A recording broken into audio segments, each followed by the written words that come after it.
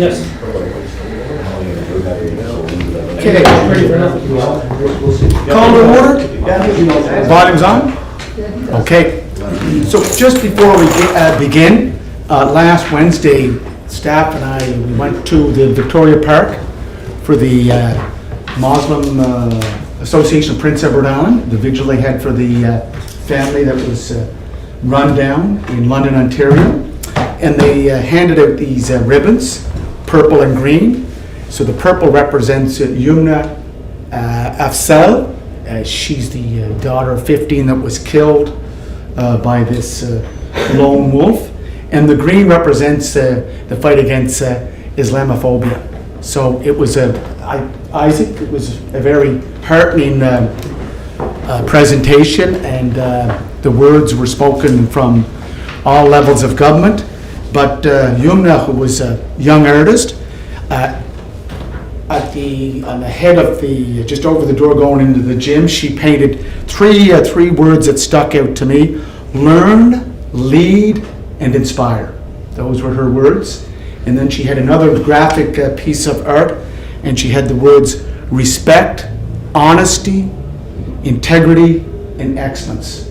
Great words for a young person that left us too early. So we all just have to look more seriously at love over hate. Yeah. Thank you. Declarations of conflict of interest.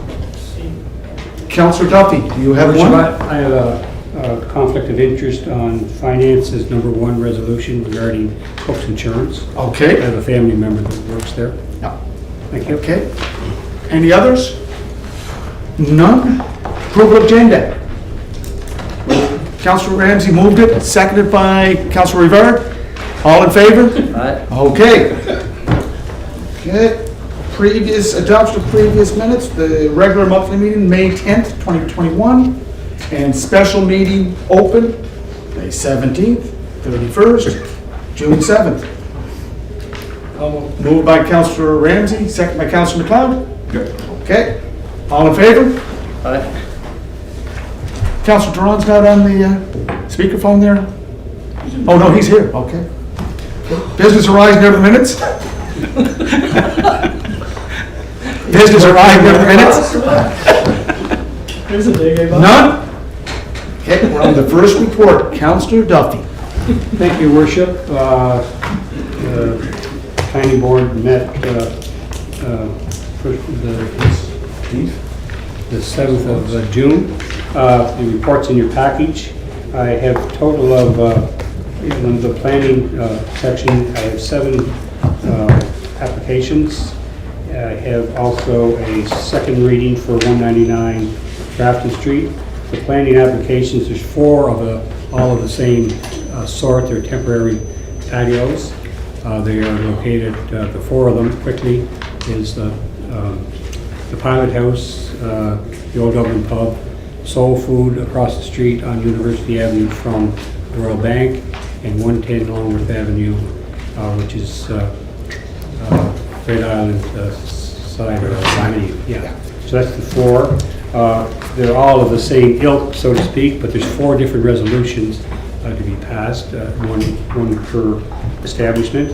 We also have a variance out of 57 Birch Hill Drive, which is to put in place a secondary building. We have 2 subdivisions, one 12 McAleer Drive, application by the City of Charlottetown concerning the Public Works warehouse, and 9 Paramount Drive for mechanical workshop. So I would ask Mr. Kelly if you'd like to read the resolutions, and with the aid of Mr. Forbes, we'll continue. Thank you. Mr. Kelly, do you want to do the first 4 in one, or do you want to go separately? You want to go separate? I know. Yeah, You want to go we're separate separately? resolutions. Councillor Twill, on the report. Planning issue. Councillor Duffy, as you know, reconsideration public meeting is going to take place on June 22nd down at Charlottetown Hotel. My question is, with respect to the proposed zoning changes that the developer, business owner, is looking to once again propose at a public meeting. My question is, Councillor, yeah, that's not in the report. no, I know it's not in the report, But do you want to address it? But the deputy mayor would have to step out, your worship. Yeah. Okay, Councillor, Deputy Mayor, you have to step out. Sure, we can listen. and- Oh, okay, Just- okay, you just go. a Go question. ahead. You go Give ahead. Mr. Lee go. Go ahead. He's in conflict. Okay.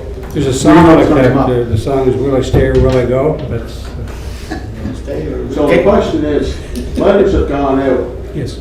within 100 meters of the residents being directly affected. When people are signing up to attend a meeting at the Charlottetown Hotel, do they take precedence over people that don't live within the 100 meters? For example, if someone lives, say, a half a mile away, and they want to register to attend a meeting, and that's all well and good. My question is, I guess from a procedural perspective, do the residents that are directly affected by the development, do they take precedence over anyone else in terms of attending the meeting? Thank you, Councilor Twill. The bylaw states that residents within 100 meters have to be notified in writing, which they are, that's part of the bylaw. As far as the public meeting is concerned, there's no reserved seats for residents that live within 100 meters. There's no precedence for anybody. It's first come, first served, and I think Mr. Forbes will bear me out on that. Yep, correct. The only thing is that those within 100 meters would have been sent directly a letter. The other people may see it in the paper, but they would be, they're aware of the meeting. They're told that the directions are a lot clearer in the letter that goes to adjacent property owners how to participate in the process.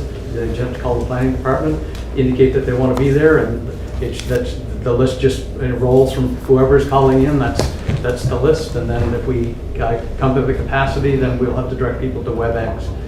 So, but I don't think I can check with Ellen Catani, but I don't think that we're overwhelmed at this stage with And we're allowed 100, right? Yeah, Yeah. Did you want to? I was just going to say, they're two entirely different situations. One is you're informing the residents within 100 meters of this is what the request is and the details of the request, whereby the attendance at the public meeting is more for us to get information from the residents, not necessarily within 100 meters, the residents of the city of Charlottetown or the province of PEI. Councillor, Thank you, Worship. Councillor McCabe first. She did. No, he can go first. Oh, you're all right. Go ahead. Second time there, Councillor Twill. I understand that. Yeah. So, Councilor Duffy, I have a concern with that because the proposed zoning change affects people who live within 100 meters as opposed to someone that lives, down the road, half a mile or, a mile and a half. I mean, we're talking about a zoning change. So that's why I bring it up tonight. I'm trying to understand the procedure, I'm trying to understand the process, because it does affect, the whole makeup of the residents living in Angus Drive and what the impact and effect would be in terms of traffic, in terms of property values and all those other things. I don't want to get into a debate, I'm just trying to understand the rules of the game. I understand. Good question. Yeah. But Thank you. As Mr. Forbes said, all the places, spots are not filled yet. Correct, Mr. Forbes? that's my understanding, but I can check that. Okay. Councillor McCabe and Councillor Bernard. Yep, and thank you. And this is my area, so I know I sent out emails to everybody in my area to let them know what the process was to register for the public meeting. So I'm not sure who, but please have them give me a call if you're council representative for the area, if there's any concerns. These are my questions. Okay, well, so they obviously had to come from somewhere though, if you're concerned with people not Just being following signed the up. process. Councillor Bernard? Thank you, Mr. Yeah, and I think it's an important issue, but it's important to more than people that live within 100 meters. Oh, yeah. It's important to everyone that lives in East Rawley. Yeah. And probably beyond that. Yeah. So I don't know how you start picking and choosing. That's why the letters go out, and those are usually to the people that are nearest. And then the process is, if you want to go to a meeting in public, you can reserve a seat, and it does get filled up. You can still be on WebEx, and nobody should be left out. Yeah. But I think it's important to everybody, not just the 100 meters, but it's important to everyone who lives in East Rawley. Yeah. Hey, Councillor Bernard, did you notify your residents, the residents in your area? About I always do. Yeah, so they've been notified too? Yes, I have. And Your Worship, just one Go right ahead, final note sir. on the whole thing is this is not a rule, this is not a city council rule that limits the 200 Procedural. meters. This is the Department of Health, so we're just following somebody else's rules, and this is the best we can do under the rules we've been given, so we're not going to break the rules, and First come, first served, there's still seats open. If you've got people that are out with inside the 100-meter mark, have them phone Ellen, our lady. Or anybody in general in that area. They Yeah, just have to and phone then there's up. WebEx, as Councilor Bernard said, and Yeah, they do with it. and you can phone in. Yeah, sure. Okay. Thank you, Your Worship. Thank you, Councilor Twill. So back to the. oh, Can we sorry. let the deputy in? Knock on that door. Yeah, let that in there, old buddy.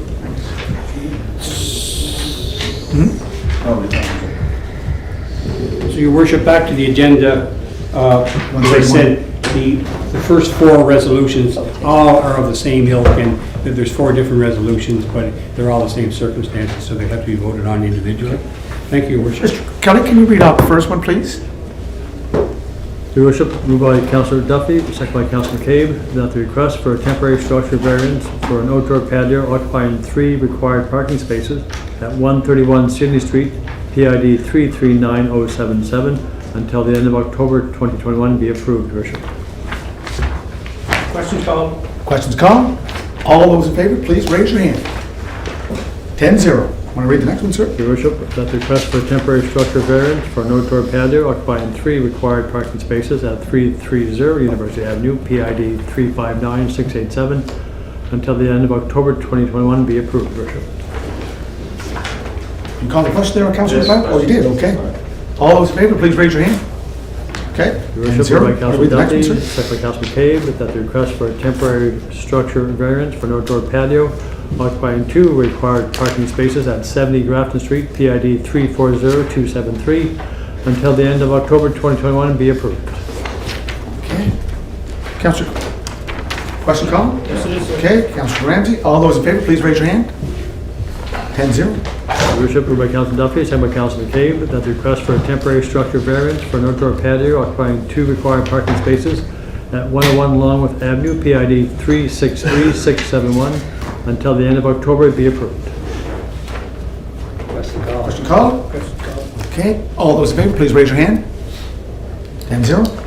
Your worship, moved by Councillor Duffy, second by Councillor McCabe, that the request for a major variance to reduce the minimum flanking yard setback requirements from 6 meters to 4.2 meters to permit the accessory structure at 57 Birch Hill Drive, PID 440537, to be approved, subject to the condition that the second accessory structure be relocated from the front yard or removed from the property.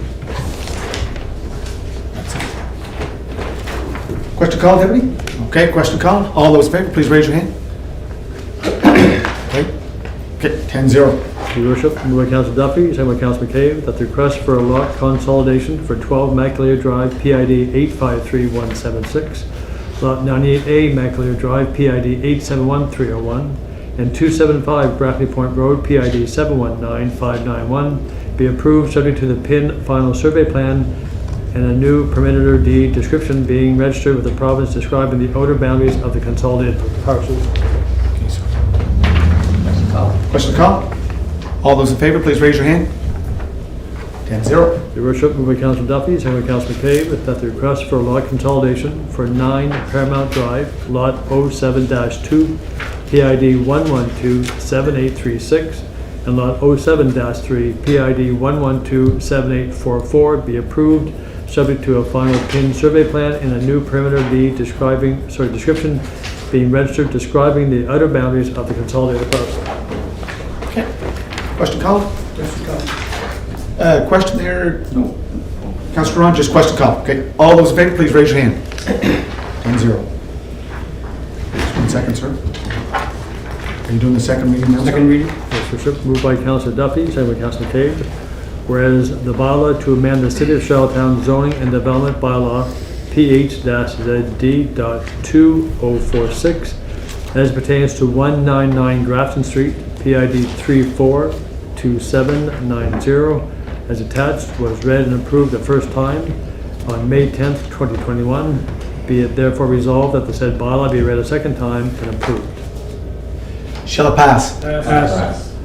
Your worship, moved by Councillor Duffy and second by Councillor McCabe, be it resolved that the said bylaw be now adopted. Shall it pass? Pass. Your Worship? Yes, sir. Thank you, Your Worship. Thank you, Councillor Duffy. I have one question, which maybe I should have spoke up during the resolution, Councilor Guppy. For example, this is just what somebody mentioned to me, if they already have a baby barn in their backyard, and they put another one in there, like, there's no limit to how many baby barns you're allowed to have. Yes. And there's a size limit to the square footage, a maximum square footage. Right. So it's just like, you can't have two, you can have two up to a maximum of a certain square footage. Oh, okay. Yeah. 750, is it? Thank you, sir. Thank you. Mr. Forbes, thank you very much. Thank you. Have a great evening. Thank you, Mr. Forbes. That was a straightforward evening. Thank you very much. Enjoy the evening. It's a beautiful evening. Council Advisory Committee. Councilor Randy Ancon. Good evening, everyone. The Council Advisory Committee met on May 28th. The open draft minutes are included in your package. And we have 2 resolutions this evening for your consideration. And if you have any questions, I'll do my best to answer. Thank you. Any questions? Councilor Twill on the report. Councilor Campbell, thank you for your report. A couple months ago, when we reviewed the terms of reference at the Strategic Planning Priorities Committee, our committee recommended the elimination of 1 elected official per standing committee. Not sure if it was brought up, but we forwarded that recommendation on to your committee. I'm not sure what the status is, but I think with 5 elected officials in each committee, that's a bit too much. And I think it'd be advantageous to reduce the workload. I mean, one time we used to just have 3 elected officials on our standing committee. So I don't know where your committee is with that, but I think it would be prudent to have a look at that and see what changes can be made. I know when Councilor Brown in the last couple of years, when he was bringing up issues with respect to the standing committees, I think that was his aim and objective. It wasn't so much to change the committees, but nonetheless, that's what happened. But if you could take that under advisement and bring that to your committee, I think it would be advantageous to have that reduction on the standing committees as opposed to having 5 elected officials. I mean, that's half the council. And, it's never been done before. And like I said, at one time we just had 3. Thank you. Thank you, Councilor Twill. I'm going to give this one a go, and then we'll refer it over to our COA. But as far as I can understand, we did bring this up at committee, and at that time, I believe that it is part of the new Municipalities Act, is it not? And that it was set up there because we have now that the mayor can be part of the committees, we increased the number, is that not correct? Correct? And so we increased the number so that, for one, if there's going to be votes and stuff, you're going to need to be able to have an ability to have, Break the tie. to break the tie. So therefore, with the mayor sitting on and having the capability to vote on all of the committees, Yeah. it was decided back when this council was elected that we would have 4 councillors and the mayor Right. on each committee. Correct. Yeah. If there's more to add to that, but it was Councilor who brought up at committee. Yeah. And at that time, it was discussed and agreed upon by committee that it would stay in status quo. Correct. Yeah. But if you have more to add, or if any other committee members want to add to that, Mr. Kelly, did we not get legal opinion from our solicitor? At the time? At the time, Worship, yes. And what was her opinion? That it would be best to go to 5, Your Worship. Or 3? It has to be an odd number, correct? Correct. And with you now being on all committees, Your Worship, it was felt that that would be the prudent approach. Again, we're open to council's discussion, but the councillor is correct, the chair, that it was discussed and the status quo was the discussion. Councillor Rivard and then Councillor Twill. Thank you, Worship. I'll just add on the numbers piece, 4 versus 5, I've always questioned this. So So if you have 4 counselors, and we talk about a tiebreak and everything else, I mean, you have one chairing the meeting who doesn't vote. If you have 4 members, which is even, the vote's 2-1 or 3-0. So it's never, you never get the position where it's going to be a needed thing. You need 5, you need 4, 3, whatever the number, it still works, no matter what the calculation is. So it doesn't matter if it's 4 members or 3 or 5. It all works the same. Councillor Twill? Yeah, thank you for your response, Councilor Lana. I'm going to ask you to bring back to me one more time. Yeah. To look at the numbers once again. I think, I have 5 elected officials in each committee, to be honest with everyone here. They're too much. I've been around long enough to know that 4, as Councilor Burke said, 3, and 1 had a 3, and it worked out well. So please take it back. Let's see if we can be a little creative here and see if we can lessen the workload for all hands here, because I mean, it doesn't have to be that way. And appreciate it if we can be a little creative here. Thank you. Councillor Yankoff. Your worship? Thank And you. then- Thank oh, you. sorry. Thank you, Councillor Twill. Perhaps this would be an opportunity, because it's already gone back to committee, that if there are any other councillors that would like to weigh in on this, for us to make that decision, because right now, we've been back to committee, we have discussed it, and I would think that we would inevitably come back with the same conclusion unless we can get some input from the rest of council on any direction perhaps we should be taking. Councillor Duffy? And then Worship, Councillor Bernard. I think it's kind of, it might be a little off base because it's the amount of work we have to do. It's not the number of people doing it on each committee. That doesn't, like, it's, if you're going to reduce 5 down to some number, we've been told you should go to the next odd number, which is 3. Okay, so there's no talk of 4. You're down to 3. So you're down to 3, and by some circumstance, one of those 3 just can't. I had the circumstance. There was an ill member of one of my family member of a member of my on my committee, and there was another member missing. So we had to call off the planning committee because we did, and you were busy somewhere else. That's right. So it was down to Councilor McCabe and I. So when you're down around 3 or 2, it's very sensitive, because if you're working with, you're going to reduce from 5 not to 4 but to 3. You're one person has another commitment.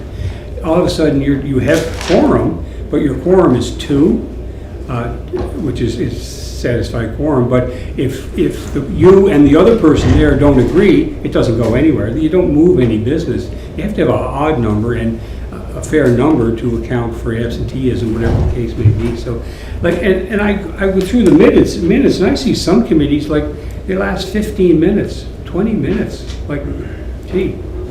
Anyway, I'll leave it at that. Thank you, Your Worship. Councillor Bernard. No, Your Worship, I was just going to say, when it was 3, we were always still on 3 or 4 committees. Oh, yeah.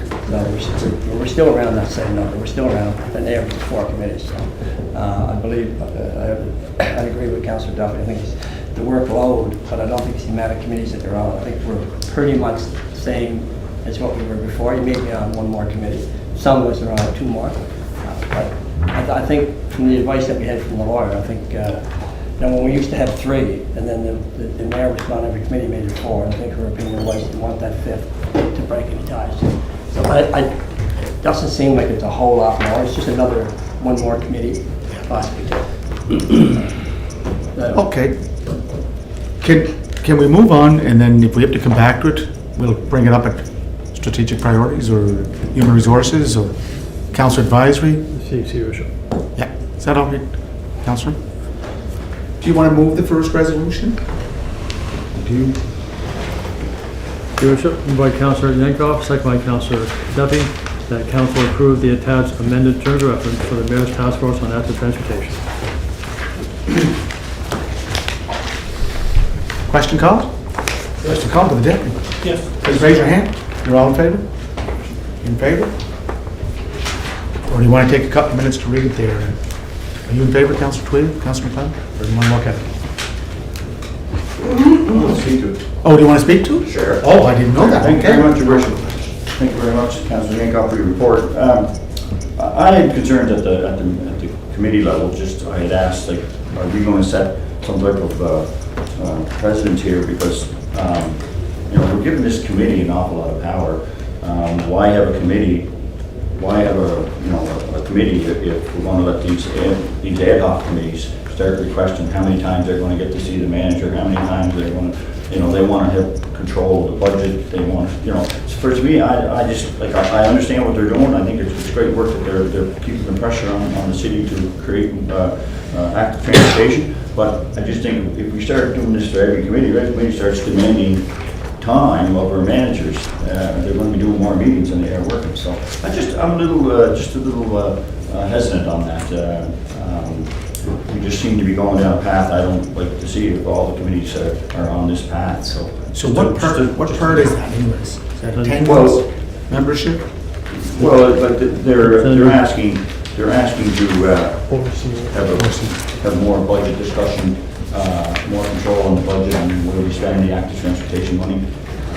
Like, you know, it's an ad hoc, it's a suggestion committee, and they're free to make as many suggestions as they want, that's the whole idea. But to start demanding where we spend the money, then what do we have a public works, what do we have an environment sustainability committee for? That's where I'm at. You know, again, I'm not against the active transportation committee, I think they're doing wonderful work, and it's great to see that many people have a desire to make the city better. But I just, you know, the principle and the pattern of where we're going is a little hesitant for me. Thank you. Well, Councillor I mean, if some of the changes we made, I see that we've taken some of that confusion away, even by where we've removed influence and create to advise on. And so there is some language in there that I see as a little bit more, That's fair. yeah, but I'm open to discussion if anyone else has any concerns. I know the committee did recommend it to come to council, but I certainly respect Councillor McLeod's concerns. Can I speak again? Sure. Good, thank you very much. So I guess, like number 6 funding, you know, the task force reports to the environment and sustainability. So all of a sudden it's saying the task force can make recommendations on projects and programs relevant to the public works beautification. You see what I'm saying? So all of a sudden we're letting them, you know, involved in like everything should filter through the environment and sustainability. That's who's answers to them, and it should go through the environment and sustainability. Now, environment sustainability manager and chair wants to talk to the chair of public works and the chair manager, or the public works manager. Great, that's the process that we should be following. Just like cutting corners and letting them go directly to every committee. I just think we're opening up, unnecessary work for our staff. Thank you. Councillor Ramsey. Thank you, Your Worship. Ward Can I 5. agree 100% with Councillor McLeod? When these groups were all formed, that they're supposed to go to us and bring their suggestions. But as far as saying, well, I want to see our public works manager or our park and recreation manager and all that stuff go to them, like, I think, and I have to do with it, that they're overstepping their boundaries. It's great that we got everybody involved and giving ideas, because we don't hear every idea that's out there in the city. So they're bringing it to us, but at the same time, they got to bring it to us. And then we as a group, fire to council, right? If there's changes coming on and all that stuff. So I agree 100%. If someone get in and not everybody, but there's a few that get in and they think they have more say than, you know. Councillor McCabe, Councillor Bernard, the manager of sustainability is out there. Do you want her to come in first, or do you want to ask her questions? Well, I was going to just try to Go ahead. clarify Go ahead. based on my understanding at environment and sustainability is that when we looked at active transportation, because it kind of fell under everybody's, like, fell under public works as far as the Police roadways and services. the recommendations that, and Ramona might be able to clarify for us, but I think it was that they were going to work kind of more collaboratively with all the committees under the mayor's office as the umbrella, as the leadership for this committee, from what I understood, and that they'd be able to kind of meet with each manager based on what the recommendations were for each department. It wasn't just an environment and sustainability and Councillor Twill, you're the chair of that committee, so you can correct me, but from my understanding, it was kind of that reason. It was Right. more of a recommending body, Right. but it would recommend to the right committees, but rather than just to sustainability and environment. So can we just bring in? the And she manager? might be able Are to you provide all a right? better clarification. Or do you want to ask your question first? You can ask your question. Yeah, I just Ramona, do you want to come in? And maybe it's easy for everybody, I understand what Councilor McLeod's saying. Yeah. So maybe what we want to do is under number 6, where it says task force on AT can make recommendations on projects and programs relevant to the Public Works and Beautification Committee, the Parks and Recreation Committee, the Protective Service Committee, and the Environment and Sustainability Committee, and end it there. Because that's what they're for, they're a recommending body, and they can recommend, and that's what we want them for, they recommend AT projects. I think you may want to end it there. And the very last sentence, I mean, that would be up to management who usually does that anyway, look for external funding. What the task force should also seek grant funding? Yeah, That- and our managers are doing that anyway. So if you want to, if you want to pass it, just have that in there, just have it end at the Sustainability Committee. I think that would work for everybody. So Ramona, do you have a copy of this? Do you want a copy of this to see what we're talking about? I think I know it well enough. Okay, Yeah. so could you please address what he's asked or what comments were made by Councillor McLeod? I heard so the comments made by Councilor McLeod, I guess I would clarify that what we're saying is they would only meet with each department once per year. And I know that was a bit of confusion in terms of when we were saying meet with the managers quarterly. I mean that they would have access to one of the departments, one each quarter. So what we're kind of finding is that it's a lot of, everything's coming through me essentially, but I'm a bit of a bottleneck in terms of they want every recommendation for every committee to go there, where I think it would make more sense to have them speak with the department manager once a year. These are some of the things we want to see happen in Public Works or in Parks and Rec or in Police, and meet with them once a year to talk about some of their ideas and then form a recommendation in partnership with that department versus having it come to me in areas that I'm not operationally responsible for and try to make that determination. Right now I'm finding it's a lot of bureaucracy, I guess. Yeah. And Just I'm trying to not cut sure down it's the really red tape. working for anyone. Councillor McLeod? Thank you very much, Your Worship. Thank you very much, Ramona, for your report. Again, though, our structure is that the committees, these folks fall under the committee. The committee makes recommendations, or the ad hoc committee makes recommendations to the committee. And then the committee works within the realm of City Hall and the other committees. So, for example, you would sit down with Scott with all their suggestions, and if Councilor Tweedle is chair, me as chair of Public Works, or if it's police services, I'm afraid of what we're doing. Though. We start streamlining, letting everybody go to, then, you're going to be meeting with other groups too. So you haven't deflected any work. You actually made yourself busier because you're going to have other ad hoc committees come directly to you. See, so then all of a sudden, well, what do we have committees for? And that's where I'm at. We have a committee structure. It's working. They can make as many recommendations they want. That's a problem, but it has to come through the committee, who in turn goes to the other committees, and then it eventually comes down to council. But that's how I see it. I just It's a don't good see point why there, we're. Councillor. Thank you. Councillor Bernard? Thank you, Liz. Yeah, I think what Ramona said is right. We did talk about that, where Yeah. we would meet with each one quarterly. But I don't think that is what we're talking about. I think what That's we're not the talking issue, here though. is You're looking at where 6. they look to require funding and seek grant funding. I think that's where Councilor Right. McLeod and I do agree. I think that these committees that we have here, the Active Transportation, that's to make recommendations, that's to have the eyes and ears on the ground and make recommendations back to the different committees that are responsible for whatever the recommendations they're making. I don't think they need to have a seek funding, grant funding, or part of the budget. Those requests will go to the committee that's responsible for that. They make that as part of their budget. But they've got a long list of requests that they've got to go over and make recommendations on too. So and that's why I'm suggesting you stop You that stop paragraph it. where we do. Right after sustainability committee. You all right with that, Ramona? Or do you, I think that makes good sense. You're fine? Yeah, absolutely. any problem with that? Nope. You're all right with that, Councillor McLeod? Hunky dory. So that's saying, So all you're doing is amending it Do you have a copy there, Mr. Kelly? Yes, Your Worship. Yeah, go to 6, just at the end of Sustainability Committee, period. It's a moved and second to a amended, Your Worship. Yeah.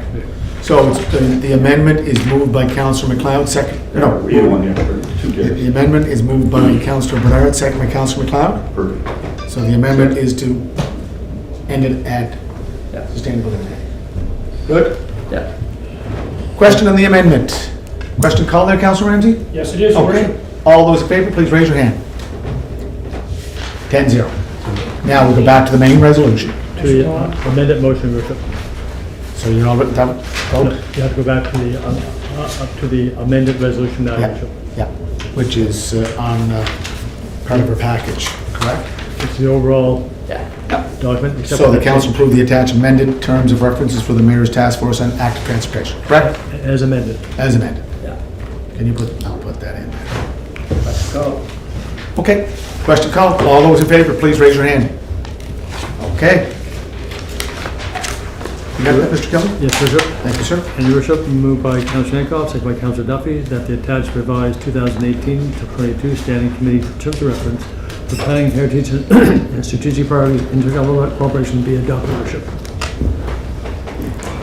Okay, strategic priorities. This is the, okay, Councillor Ramsey. Question called, Councillor Ramsey? Yes, it is, sir. All those in favor, please raise your hand. Contrary? No. 10-0. And that's it, Councillor Yankoff? Thank you very much. Next report is the Parks and Rec. Councillor Bernard. Your Worship. Your Worship, Parks and Rec and Leisure met on June the 7th. There's 2 resolutions, Your Worship, for council consideration. Just a couple of comments, if I may, Your Worship. You know, for a province our size, it never ceases to amaze me, Your Worship, the talent that is cultivated in this small island. I would like to pass on, Your Worship, congratulations, as everybody knows. The Islanders of Gerard Turk-Gallant, I know. Mike Kelly, Kevin Elliott, winning gold in the IIHF Championship, Your Worship. It makes it a little bit more amazing. Not only are all 3 Islanders there to make it happen to bring home the gold for Canada, but out of the gate they lost 3 in a row. And so they certainly rallied the troops, got the coaching in gear, and Your Worship, no team in the International Hockey Federation history has ever won gold after losing 4 games in the preliminary round. So you know, that makes the comeback that much more powerful. So congratulations to them.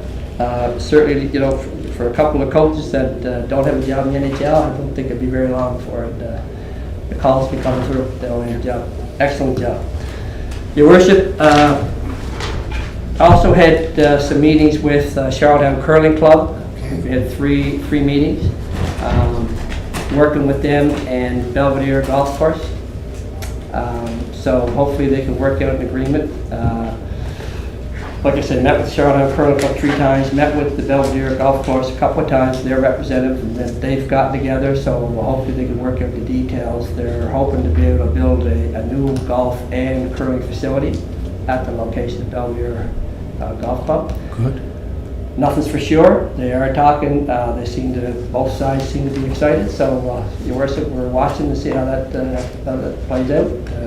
We're there at their disposal if we can help. And so, like I say, I've been at the first 3 meetings, and so now curling the board, the curling board, and the Belvedere board, we're getting together to try and flush it out.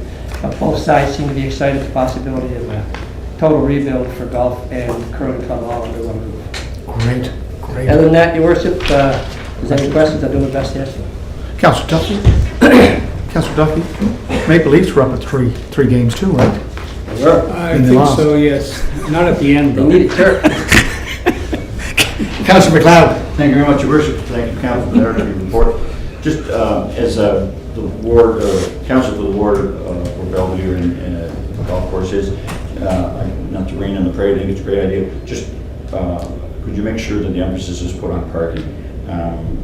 As the golf course stands by itself there now, when they have tournaments, the neighborhood gets gets overrun with parking and lawns and driveways and block driveways and that type of thing. So just when they go to do this, I kind of hope that they have parking as part of the thought going forward. Thank you. Yeah, and I may not, the city may not have any say in that, Councilor Fallon. That's an application, the discussion would be an application is put through for both organizations as a joint application. My understanding is the footprint is that they do have room to go larger. Oh, yeah.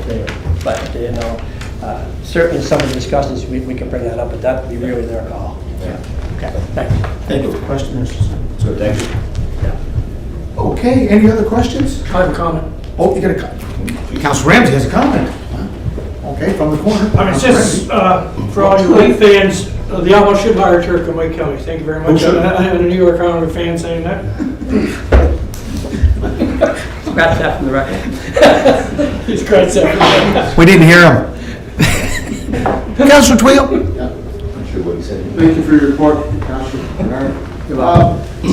With respect to the summer park ambassadors, custodians for Victoria Park, so are we looking to have security, which I proposed a number of years, having security for 7 days a week, particularly in the evenings. We have it now on Thursday, Friday, Saturday, Sunday, but we don't have it Monday evening, we don't have it Tuesday evening, and we don't have it Wednesday evening. Now the issues like smoking and motorized vehicles on the active transportation pathway, vandalism, those issues have always been there. So,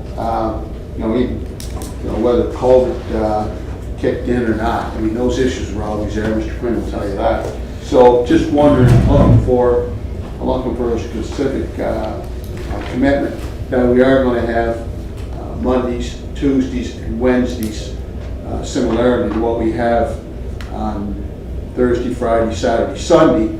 And you know what? There's so many people in that park, it's like a national park. That's the equivalent of a national park, and it has been for the last number of years. And that's why I'm a firm believer that we need to have security there during the day, 7 days a week, and during the evenings. Councilor Bernard? Response? Well, it actually has nothing to do with what you've asked for the last few years. It's really not security as such. We have, as you know, the security's there. We're looking for, and you mentioned something, we're looking for park ambassadors that can deal with the public that are breaking some of those infractions, like smoking in the park, or having motorized vehicles on the transportation course, or dogs off leash, so on. So it's separate from security, where security is usually there for vandalism, graffiti, and with that. So this is the trial that we're looking to try this year. Totally new, hasn't been discussed before. We think it will work, so we're anxious to give it a try. We're looking at that.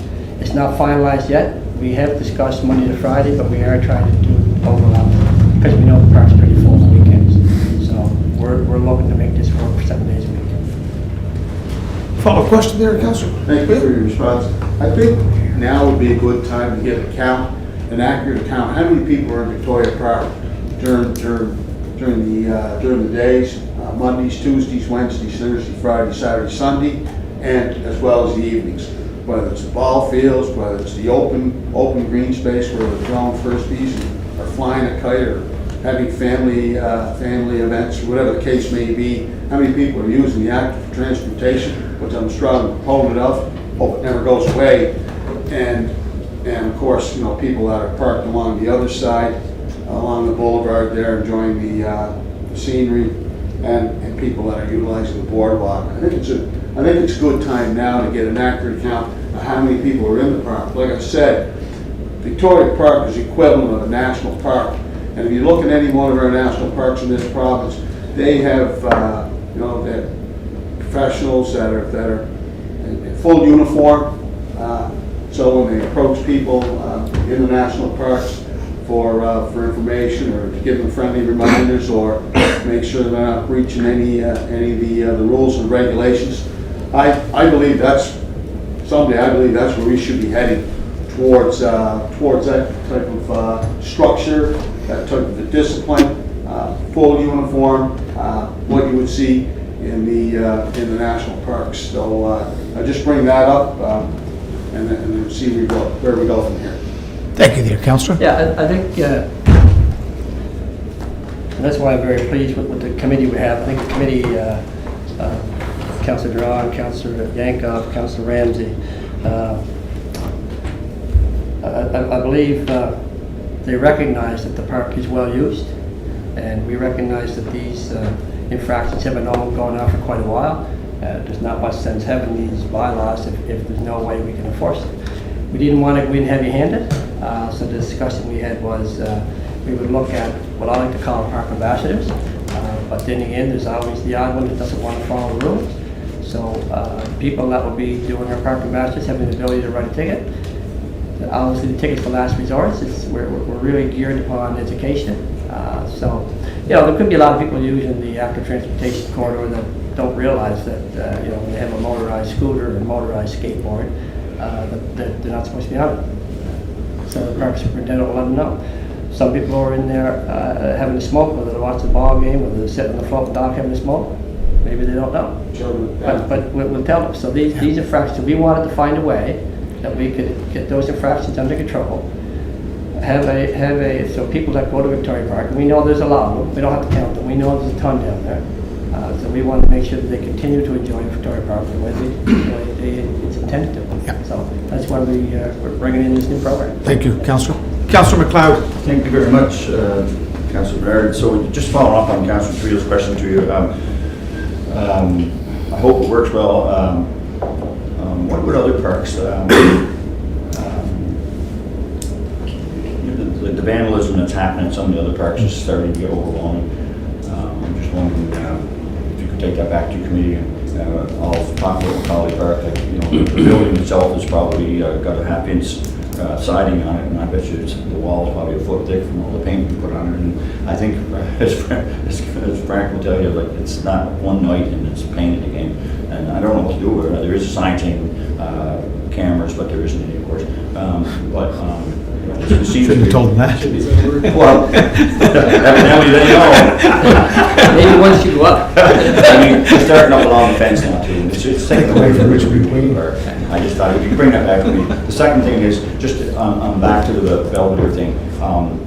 Green Shoe Drive is an active transportation path, Yeah. and there's a lot of young families on that street now. And just to make them aware, as this thing before, it's not higher than the street. It's the same level as the street.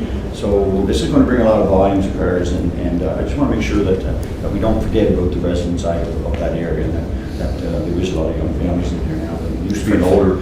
From where, Chair? On Greenshire Drive, over the Belvedere Golf Course. Oh, yes. Yeah, there is an active transport, Yeah. but it's not higher, it's the same level as the Yeah. street, and it wouldn't take much for someone to veer off. So maybe there's something to be done there as we move forward as well, just something to bring up. Yeah, thank you. Just if I can respond. Sure. Okay. Just on your, what you talked about in Frank Macaulay Park. So we do have another group that looks after security, do the round. So if that's ongoing, if you can call the office, Yeah. so they can flag it. And then, because the risk security we have hired at $45,000 a year, Yeah. that to keep an eye on one park, they can nicely keep a good eye on that. So just make sure that they know about it, Yeah. and let me know how it goes from Sure, there. your fourth. Yeah, just to, Your third time. Okay. all I just wanted to reply was just. You wanna that- respond? Is that, I think. Not a resolution. Probably not very popular, just comment, but that's $45,000 we're spending on security is a waste of my time and money as far as I'm concerned. They pull up in front of Frank Macaulay sign, they take a picture and drive it. So that's what security I get at Frank Macaulay Park. I don't know the rest of you skip.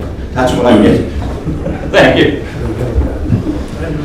Okay, No, did you want to answer that? The Okay. manager may want to comment on that. I mean, I know I've Maybe visited manager other does. parks, and I know that they've done good, and they've eliminated. So I can only comment on my Yeah. experience.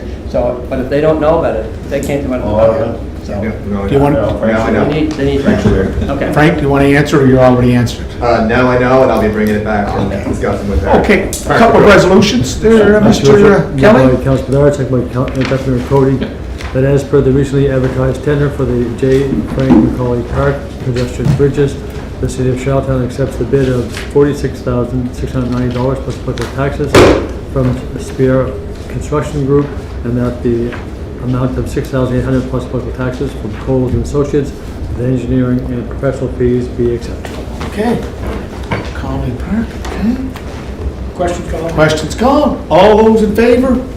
Raise your hand, please.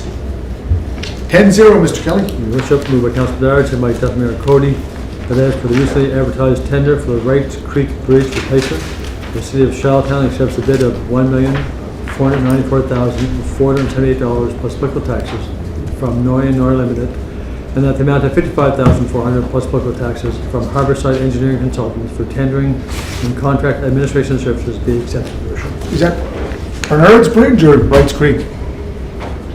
That's off Canyon Drive, it's Wrights Creek. Did you want to say anything to it? I do have a comment, not to this resolution. Not to this resolution. Well, I can. I mean, Okay, go ahead. That's replacing obviously the old bridge Yep. off Canyon Drive going into the old landfill site. It was deemed unsafe a number For of years years. ago. I was waiting for funding to come through to be able to repair it. So obviously the future for that area is once the bridge gets replaced, again, that landfill was always to be used, be set up for a park, for a green space for the city of Charlotte. So great to see that underway. I know the manager's been doing a lot of work on it.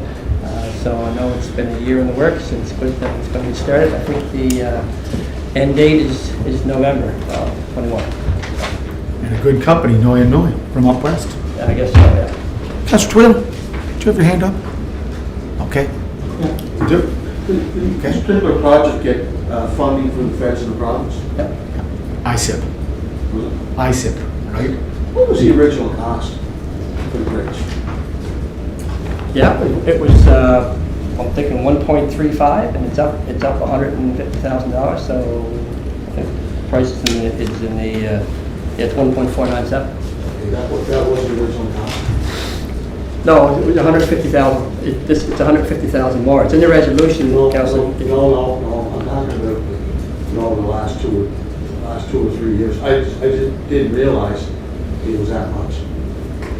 Well, you would have passed resolutions for funding, to approve the funding for I ISIP. didn't realize it was up in that bracket, but nonetheless. Yeah. That's fine. It's just the cost going up because of COVID-19? Well, yeah, but we're surprised it only went up 150,000, considering how much wind that went up, and we're only. Go up to Rustico and see what they're going to pay for the rink. Do you want to read the resolution? You read it? Yeah, Was a question called? Yeah, question called. Question called. You want to say something? In favor. All those in favor, raise your hand. 10-0. Now you got something to say? Your Worship, I just wanted to, everybody's got a copy of these pictures, I just wanted to say thank you. Because of council, I know back in the fall it was short notice, Your Worship, but I had requested $50,000 for dredging Andrews Pond, and I just wanted everybody to see the difference that they've made by voting in favor of that. I know, like I said, it was short notice. I know Councilor Rivera did call me there a couple of days ago. He did come into God's country and noticed how good the pond looked. But anyway, it wouldn't be like this if it wasn't for council. And I guess for me, I just want to say thank you to everybody, because you can see the before. You can see the amount of silt that came out of that pond on the upper picture. And now the bottom picture where it's pristine and it's close to 15 feet deep. They took between 6 and 8 feet of silt out before they hit the original bottom. So that'll be a healthy pond for years and years to come. So I think it's good to know that everybody in this room has something to do with that. That box culvert, 12 by Thank you 12, very is much. cleaner out too. The box culvert, that box culvert is a huge improvement. Well, huge because now, this is a city pond, so people are canoeing or kayak, what have you, can get right through and this, they couldn't before, because the old steel bridge had the beams across and everyone's getting caught up on it. But my message is, I know the notice when I asked for it was fairly short notice. It ended up being extended over the winter. Once the box culvert was put in, it really emptied out the north side of Andrews Pond, which gave it an excellent opportunity to get it dredged to the original bottom.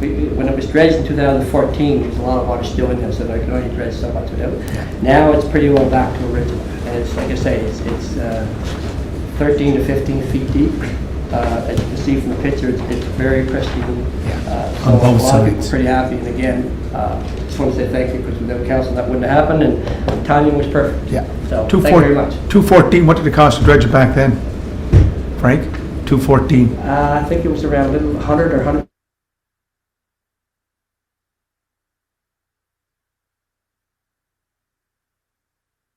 Eight to 10 feet. Wow. So this other 6 to 8 feet brings it to 15 feet, 15 to 16 feet. Okay. Councilor Farrar, do you want to talk about your visit to God's country? It's worse for us selling house out there. They're moving to West Royalty. Anyways, on the topic of this, Councilor Bernard, you're right, it does look fantastic. And I did mention to Councilor Bernard, and again, I could bring it up in Public Works, but I thought since we're on the topic. So I know that this summer we're going to be replacing Beach Grove, and the water there is also very shallow. There's a lot of silt in there. Yeah. The result of that lately has been the fact that the water has nowhere to go, so it's pushing to the sides. It's causing a tremendous amount of erosion to private property. And I'm hoping, or maybe that is a solution when we take the box culvert out, that maybe there is an opportunity to kind of do something similar, dredge it out, that way the water can get through quick. That way it's not going to the sides and swirling and causing erosion, 'cause it's becoming a big problem in that area. Maybe the culvert fix, I don't know. But on the topic, if it worked for there, then certainly we'll be looking forward to seeing if it helps in Beach Road. And you're going 2 box culverts there, 2 7x12s. Two? Well, I can only speak for experience, and it can't hurt. No. And anytime you can dredge out the old silt, it just makes the Yeah. area a lot healthier. So Improves the health. whatever they do take out, it can reinforce the banks that they're having erosion now. Yeah, because I was, thank you, Councilor Bernard. So I was out there the other day, and the banks are gone in the last 5 years. I saw pictures. They're probably 3 to 4 feet off the banks of private property. So there's bushes that one of the ladies was showing me on the side that she used to cut grass behind it, and now the bushes are falling over the edge. That's how much it's gone. So it's just going to continue coming onto the property. Okay. Just for the picture, Councilor Bernard, is it the underground tunnel? It's struck by the ground? That's the It is, 8 by 8. What? It's an 8 by 8 box, pedestrian underpass. That's the underpass. Yeah. What good University Avenue? Maybe. 6 lanes of traffic, look real good. Anyway, It'll get used there. what? It'll get used there. St. Peter's Road. Oh, some public art is going to be in that tunnel. So? Some public art is going to be in that tunnel. What's some public art? Public art? Oh, depends what your definition of public art is. Just to make it clear, that's not anything to do with the city. That was a provincial project, and the tunnel is through the provincial government. 100%. 100%. Yeah. Nothing to do with us. Well, what That happens to be in the picture. Pardon me? That just happens to be in the picture because Yeah, I it's know. above the box culvert I where the water flows. closer. Yeah. I know it's there. Anyway, I think it's good to say, good for It the is. pedestrians to get up, for the pedestrians in East Royalty to get under St. Peter's Road. So, anyway, we'll use that for And future. it connects a couple of walking trails, Yeah. Councilor Twill, Absolutely. from one end to the other, yeah. Okay. It's all about active transportation. Yeah. Right. Thank Share you. the pathway. Future reference. Sharing the pathway. Okay, we're all done. Right, that's Thank it? you. Yeah. Water and sewer. Councilor Durant, how are you, sir? Good to see you in person. The Water and Sewer Committee met on May 26th, and the minutes are included in your package. We have no resolutions for tonight, but I have a couple of speaking points here. I'd like to remind the Charlottetown residents that our summer water restrictions are now in place, and the details are now on our website to look at. And if you can't get a chance to look at it, the main points are: please do not water lawns between the hours of 10 a.m. and 7 p.m. And also, please do not waste water by washing down your driveways. Another point, we still have 20 rain barrels left. If anyone is in need of a rain barrel, they're at a cost of $65, which is a good deal. So if anybody has any questions, I'll try to answer them as best I can. Thank you very much. Councilor Twill? Thank you, Councilor Durant, for your report. Notice that since the sludge now is being piped over to Charlottetown from Stratford, their lagoon is now our lagoon, and we've expanded our lagoon, and with that expansion of the lagoon, unbelievable enrollments when you're driving up Riverside Drive. I'm not sure, I mean, I didn't support it, to be honest with you, when that resolution was passed. I didn't support it. I felt at the time that Stratford should have been able to build their own treatment plant. All we did is transfer. They wanted to get rid of it. We've taken it. We've expanded our, now we've got a double the size lagoon. Now we have a Riverside Drive, and I don't imagine the residents, Mr. McLeod's ward, are too keen on that kind of quality of life, or the lack thereof. So, we talk about regional cooperation. Sometimes you have to look at what the consequences are. And I would suggest in this particular case, there are consequences. Thank you. Okay. Did you want to take that back to the committee? Mr. Sure, Chair? thank you for your comments, Councillor Tweel. We will take that back for consideration. I know our manager is well aware of that. There's been a number of people, ask about that, and I think he's kind of looking into what can be done. But like I said, we'll take it back to the committee level, and we'll discuss it, and we'll get back to you as soon as we actually meet Thursday. So I'll put it on the agenda for discussion. And I'll get back to you on that. Thank you. Any resolutions there, Mr. Kelly? Okay. Public Works. Okay. Yeah. Public Works? Thank you very much, Your Worship.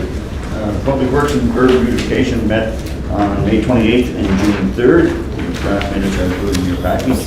And the Civic Board of Persons with Disabilities also met twice, May 11th and May 25th. So lots going on there.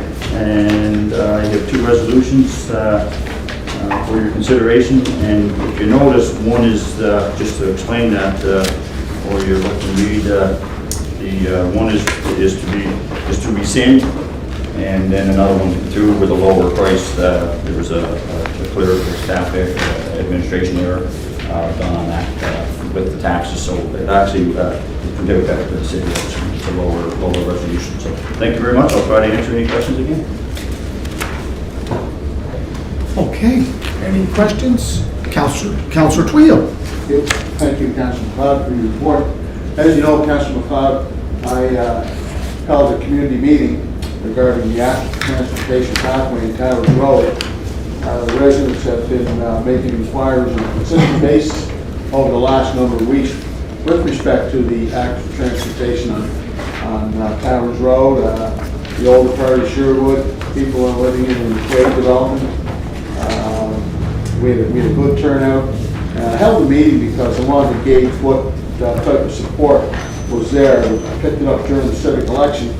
People don't feel safe commuting up and down Towers Road, and felt that the best option was an active transportation, an 8-foot width venue that would make it easier safer for our senior citizens, for people who want to run, cycle, jog, walk, whatever the case may be, and that there would be a separation from the vehicle traffic. There has to be a separation from the vehicle traffic, because the vehicle traffic is quite intense on Towers Road. So I wanted to bring that to your attention, and hopefully we can make some progress. There has to be separation from that vehicle traffic, because it's extremely intense. Thank you. Thank you very much, Councillor Tweel, for your concern and question. And Public Works, after we had questions from Councillor Long, Councillor Rivera, and yourself about active transportation on Towers Road, the Public Works Committee discussed this pretty long here the other day. And so basically, for active transportation purposes, we're waiting on funding. So of course, what is going to come in, that type of thing. But in the meantime, Public Works has decided that we're going to take a real strong look at Towers Road. Can we reconfigure the lines to go make a permanent type pathway that's going to be segregated away from the road so that it's safer for people going down. So that's happening over the summer. That he's waiting for, the manager, Scott Adams, is waiting for the engineers to kind of take a look at that and come back with some type of, because once, there's quite a fight on for active transportation, and, that's a major project, right? And it's going to require water infrastructure as well. And so, how long will it be before all the funding in place? Well, that's the problem, right? So we're hoping that this might be the answer for making it safe right away. And we do hear the residents of Sherwood and the rest of Charlottetown that use the Towers Road. Thank you very much, Your Worship. Just a follow-up. Just a quick follow-up, sure. Yeah, thank you, Councilor McLeod. In terms of funding, I understand that there is new funding. There's new funding. I did talk with I had a couple of meetings with the MLA for the area. So with funding forthcoming, I think it's a great opportunity to create that ideal pathway, an active transportation pathway. I do understand that Mr. Adams did 90% of the engineering work. One of the things that come up at that meeting that I hosted, and it come up at the Confederation Center, is that for some reason the left and right-hand turns were eliminated. I don't know why that was. Nonetheless, they'd like to see that incorporated back into the whole reconfiguration of Towers Road. But anyway, I will be following up with the province as well to see where we're at with the funding, and so we can put a project together that people will feel safe 365 days a year. The winter time too is a major concern. So thank you. Response? Yes, just respond to the Councilor Field. So yes, thank you very much for bringing that up. That was discussed at a meeting as well. We're putting those back in again. So Scott is on that. So hopefully we'll have some good information very shortly. Councilor Duffy, some information? Councilor True, did I hear you say you'll be checking with the province on the funding? Just one sec. Is that your question? Yeah. Okay. Yeah, I met with the MLA, and I understood that in environmental sustainability, that there was more monies coming, more federal dollars coming, so that would be a great opportunity to fund the project. So that was one of the reasons why I had a meeting with the MLA. But that's not what you said. You said you checked with the government on the funding. The You MLA, go from correct? this council down to the government building, to check out funding that's in line for the city of Charlottetown? Is that what you mean? You went to the MLA, correct? Well, the MLA, plus. The MLA is not the government. No, well, he is the government. He is the government. No, he doesn't sit in cabinet. No, he doesn't sit in cabinet, but I guess I'll make the inquiries to find out where they're at with the funding, because this is a major project, right? And it's important. I mean, the city's already going to commit $500,000 to hook up Spencer Drive to Towers Road. What a great opportunity to construct. Yeah, that's not my question. My question was, you said you were going down to the Councilor province to check on the money. Just have a seat. That's all I have to say. Thank you. Councilor McLeod? Good. Thank you very much. Just to kind of overlap all that together. So we all have areas in our ward that needs to be done, and it's terribly hard as a committee to try and make everybody's active transportation project number one, right? And we're all going to the government. That's the problem, right? And I know we're all concerned about it, and but at the end of the day, it has to come back to you anyway. And so, I'm willing to work. I know Councilor Long down there, for example, and his board there, we're doing part of one street, and we really would love to finish that one. We've got Councilor McCabe, there's Frank trying to Drive. work. Councilor Bernard's got a few things left in his area there that we should just stop the street in the middle of nowhere and sidewalks. So we all have that. Yeah. So it's important that when we go down there, too many times we find we get funding and we're already being told where it's being spent. And it's important that we work collaboratively together to say, no, we're going to spend the money where we think it's important, because we represent the residents of Charlotte. So just when just keep in mind, when you run into the government, that you keep in mind that there is projects already in the works in the hopper, and let's work collaboratively together. I Thank think you. Councilor Tweel made it clear. He spoke to the MLA, Zach Bell, and I know Councilor McCabe talks to Natalie. Councilor McCabe speaks to the member out there. We're always doing that. That's good dialogue. Go ahead there, Councilor Bernard. Thank you, Richard. I'm always interested to hear there's extra money that's coming. My understanding was under ISAP, this money that's coming, which is already dedicated for projects.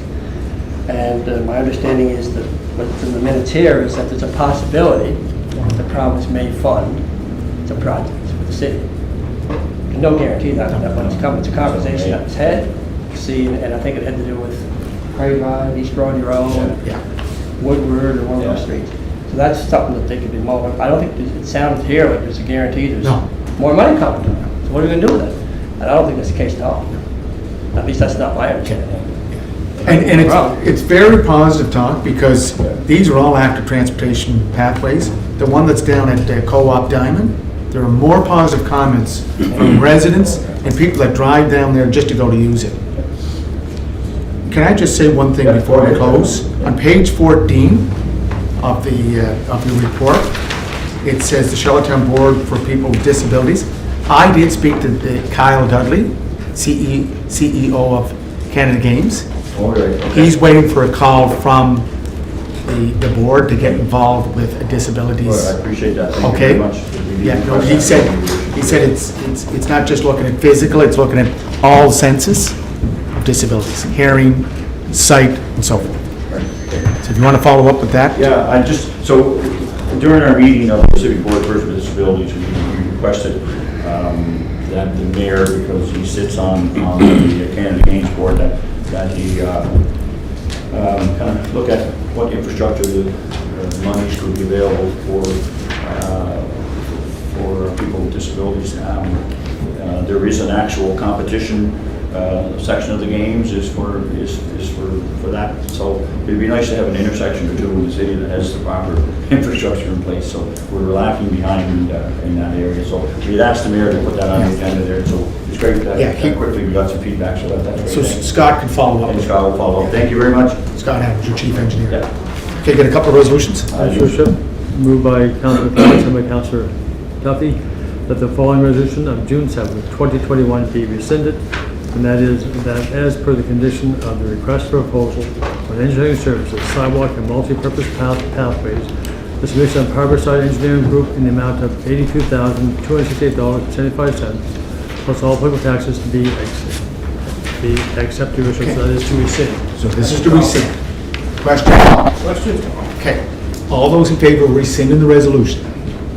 10-0. You want to read the original resolution? That's By right. Councillor Cloud, second by Councillor Duffy, that as per the conditions of the request for proposal on engineering services, 1, sidewalk and multi-purpose pathways, the submission of Harborside Engineering Group in the amount of $77,625, plus all applicable taxes be accepted, Your Worship. That's correct. Call the question? Nice to see that it's lower, not higher. Yep. That's always a question. I can go towards the bridge. Pardon me? I can go towards the bridge. Good. All those in favor? Okay, 10-0. That's your report. Thank you very much, Councillor McLeod. And the next report is Councillor McKay, Economic Development, Tourism, and Event Management. And there's the team. The team's right there. Development, Tourism, and Event Management Committee met on May 19th. The open draft minutes are included in your package, as well as the Arts Advisory Board met May 27th. Those minutes are also included in your package. I'm pleased to report that the City of Charlottetown will serve as a featured location for this year's National Canada Day evening program. The program will air live across the country from 8 to 10 p.m. Eastern on July 1st, and it can be viewed locally on CBC, Radio Canada, and through Canadian Heritage's YouTube channel. Tourism staff has worked under the direction of a national production team, as well as locally with the team at Verve Creative to plan for Charlottetown segment, which will feature emerging traditional music group In Echo, Canadian folk music award winner Irish Mythen, and indie rock band Paper Lions. The city's local Canada Day program will be announced in the near future. A final reminder that the Canadian Capital Cities Organization will host the second installment of its new virtual speaker series tomorrow afternoon. Tomorrow's session will focus on the capital city's role in reconciliation through the lens of economic development, events, and collaborative partnerships with First Nation government. This session is free to attend, but people are required to pre-register. So if you're interested, if you could let Laurel know maybe before the night's end, she'll make sure she gets you registered. Our Economic Development Officer has been working with Invest in Canada to deliver the spotlight on PEI to Canadian trade delegations in the Americas, Asia, as well as in Europe on June 15th. The Economic Development Officer has also been meeting with and getting to know local business operators, spending the past few weeks focusing on businesses in the West Royalty Business Park as well as downtown core. And this work will continue throughout the summer months. The Tourism and Event Management team participated in the recent FCM Virtual Annual Conference and Trade Show with a birthplace-focused booth promoting Charlottetown as a tourism destination. 1,000 local leaders from across Canada gathered online between May 31st and June 4th. And finally, over the past several months, Sport Tourism Canada has been focused on responding to and preparing for a post-COVID sport hosting and economic reboot. Since the unveiling of the Bounce Back report, there have been a number of national surveys, the most recent of which shows that the country is ready for sport hosting to bounce back. Our team has been capitalizing on this bounce back with the announcement of several events for Charlottetown, and most recently you've heard that we'll be hosting the 2022 Canadian Outdoor Archery Championships, as well as the 2024 Canadian 3D Indoor Archery Championships. That's my report. Any questions? I'll do my best to answer. Councillor Kevin Ramsey. Thank you, Councilor McKay, for your part, and when you mentioned Canada Day, it's still going ahead here.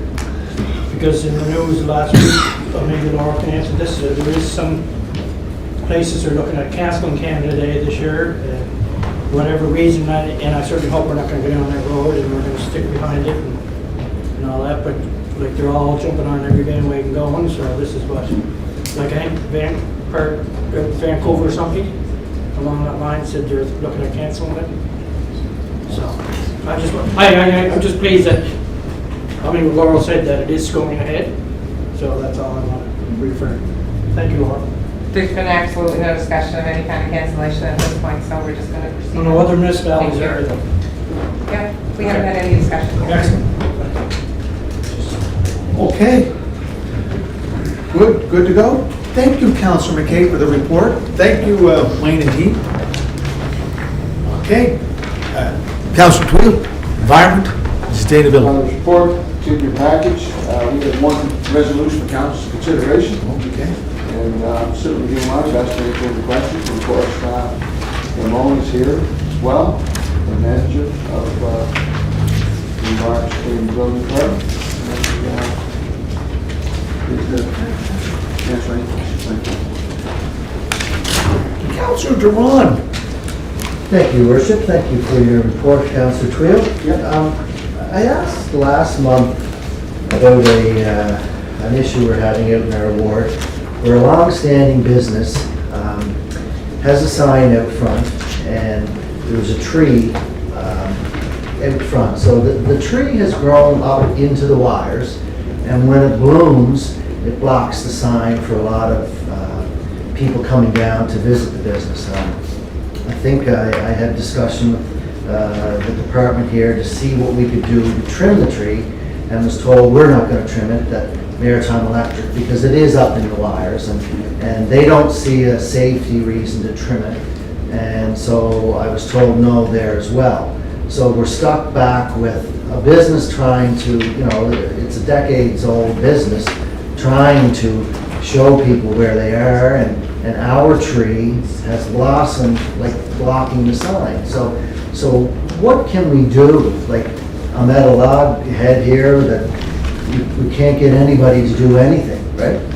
And I mean, the business owners, they've asked, they would plant a couple of trees if we could trim it down or remove it, wherever you want. It's just, it's starting to hurt the business when you're coming down the road and looking at it. So again, I'm asking if there's any solution that we could do for this business.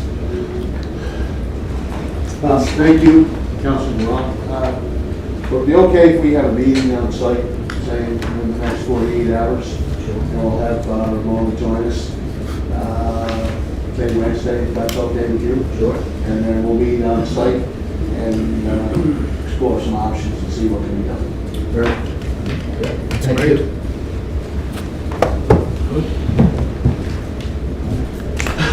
Okay, you want to read the resolution there, Mr. Worship, moved Kelly? by Councillor Trio, second by Councillor Bernard.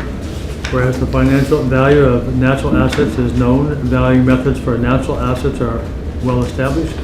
The valuation of natural assets increasingly undertaken in Canada, and the Public Sector Accounting Board, the PBSA, has a significant role in enabling natural asset accounting in Canada. And whereas the City of Charlottetown has recognized the need to consider natural assets in policy and planning and developing of natural asset inventory, and whereas the latest Intact Center for Climate Adaptation, KPMG, and the Municipal Natural Assets Initiative have prepared a response to the Public Sector Accounting Board's consultation on the revision of the conceptual framework, which recommends that PSAB remove the explicit exclusion of natural assets from the public entity financial statements. And whereas a growing list of municipalities, financial sector representatives, asset management professionals, and nationally recognized research organizations have signed their support to this response to the PSAB's call for consultation, be it therefore resolved that the council recognize the importance of being able to recognize natural assets and the services they provide in public accounting by joining the list of signatories on the joint response. Question call? Yes. Question call? All those in favor, please raise your hand.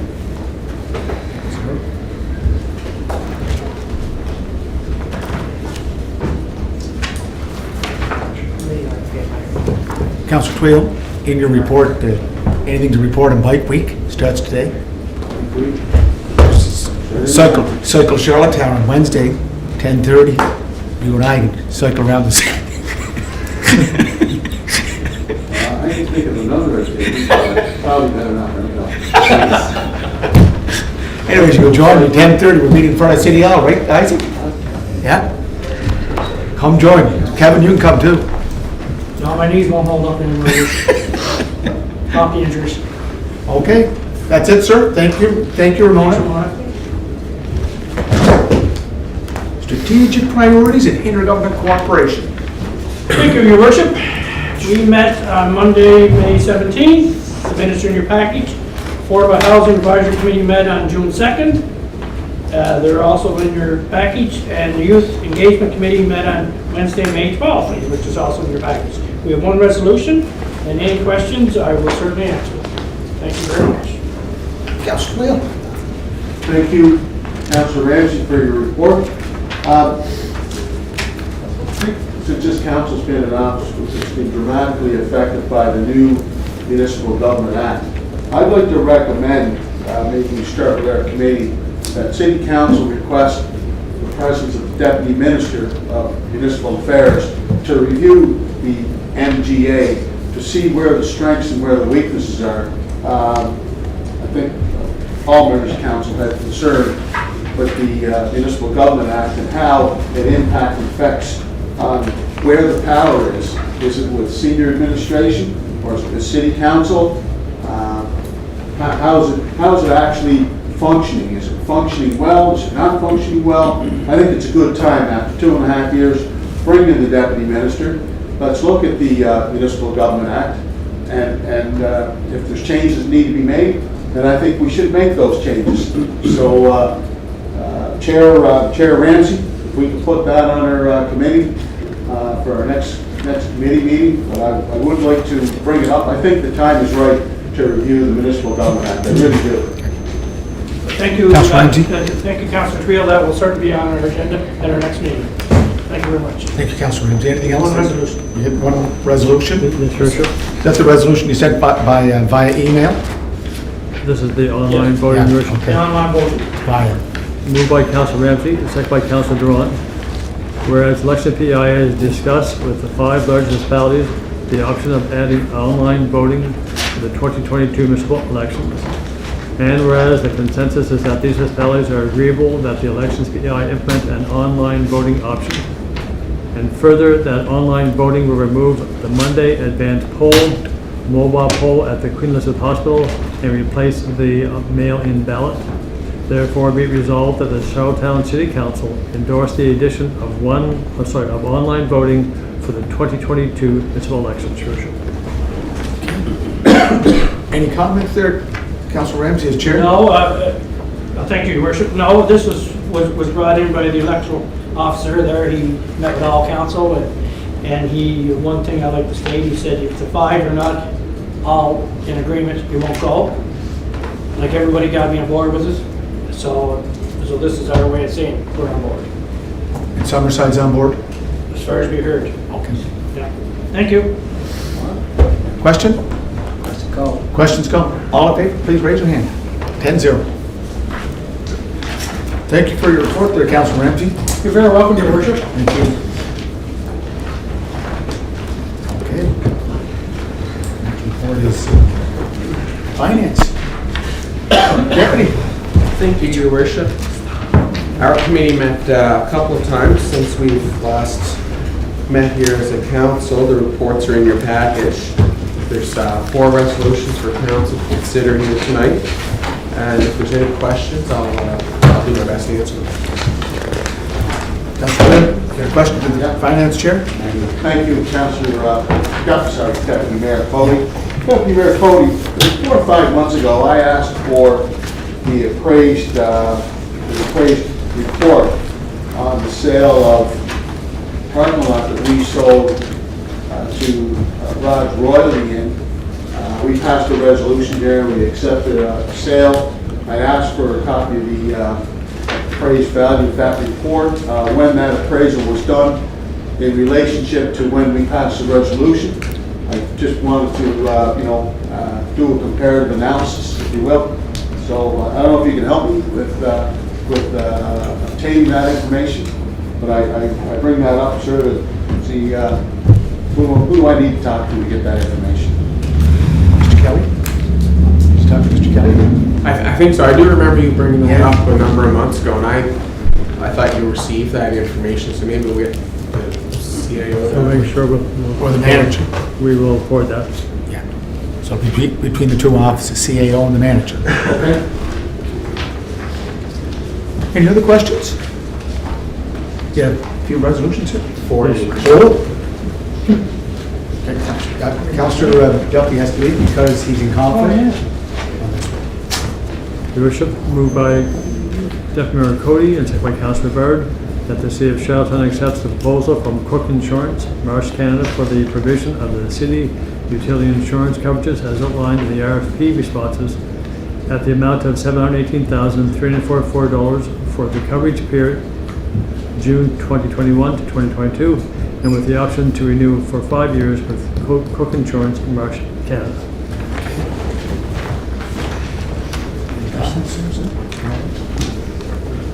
Question called? Questions called. Question called? All those in favor, please raise your hand.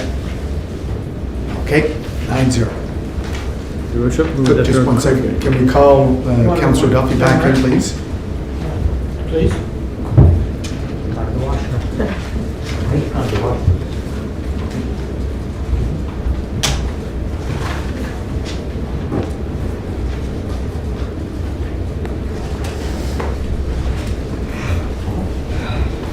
Okay. Is that everything? Just waiting there for you, Mr. Councilor Duffy. Thank you. Your Worship, moved by Deputy Mayor Cody, seconded by Councilor Bard, that the City of Charlottetown accept the developer proposal parkland dedication of 1.23 acres for McCray Drive subdivision, PID 192401, as indicated on the attached subdivision site plan, and that the planning department will enter into a development agreement with the developer. Question called. Question called? Okay, all those in favor, please raise your hand. Your Worship, moved by Councilor Duffy, seconded by Councilor Bernard, that the City of Charlottetown agrees to a land swap of an equal portion of city property located at PID 1117187 with the landowner of the property located at PID number 145466 as indicated on the property survey and site plan, and that the planning department will enter into the development agreement with the developer. Question called. Question called by Councilor Ramsey. All those in favor, please raise your hands. Contrary? Okay. No? Okay. Your Worship, moved by Deputy Mayor Cody, seconded by Councilor Bard, whereas the approval of the FY 21-22 capital budget, $300,000 was approved on capital budget for lighting and sound upgrades at East Link Center. This was to be partially funded $150,000 by the Canada Games House Society. And whereas the originally contemplated lighting fixtures would have been sufficient to meet the Canada Games performance standards, East Sig Center and the city staff have been advised that due to future performance requirements beyond the 2023 Canada Games, lighting standards will be needing to be enhanced. And whereas the lighting requirements for the QM-JHL and other potential televised performance events will specifically require 4K or greater television standards, as the ability to provide color lighting is also becoming a necessary component of the entertainment package. Therefore, be resolved that the City of Charlottetown increase the capital budget allocated to East Sig Center for lighting upgrades by $435,000 to comply with the current and future performance requirements, and further that the sources of funding to offset this increased cost be investigated. Councillor Bernard, question to the Chair of the Finance. Yeah, I'm just trying to figure out what's going on here, because there was an agreement in place, 50% cost share with Canada Games House Society, $150,000 each, so am I to understand that now we're paying $435, so we're paying the whole shot? No, Canada Games is still contributing their $150. That initial number that we had after we went and got the specs on the lighting, we found out it was inadequate. Okay. So we have to kind of up the standards. Okay, so the cost went up. Exactly, but that last line of the resolution will still indicate that we're going to go and seek some additional sources of funding if we can. Right on. Yeah. Okay. Thank you. You're all right? Yep. Councillor Bird, call the question. Yes. Councillor Bird, call the question. All those in favor, raise your hands. Okay, 10-0. Is that it? Yes, sir. Thank you, sir. Thank you. Thanks, Mark. Thank you, Mark. Mr. Lanigan. Off there. Okay. Councillor Yankoff. Manager's here also. Manager, Bethany. Oh, Bethany. Hello. So our Committee of Community Resources, Communications and Administration Committee met on November 1st. The minutes are in your package. We have two resolutions for council's consideration. And if anyone has any questions, I am here as well as Bethany. I will do our best to answer. Thank you. Councillor Wheel from Ward 4. Thank you. Thank you for your report, Councilor Yang. The last 2.5 years, the council made a conscientious decision that we would hire a deputy CAO, and that position is yet to be filled. I don't know where it is in the process. I asked the question because I talked to a couple of elected officials, and nobody seems to know. Can you update all members of City Council as to where we're at in the process? And coupled with that, I looked to get a chronological list, a report of since the inception, when the process started, and where we're at now.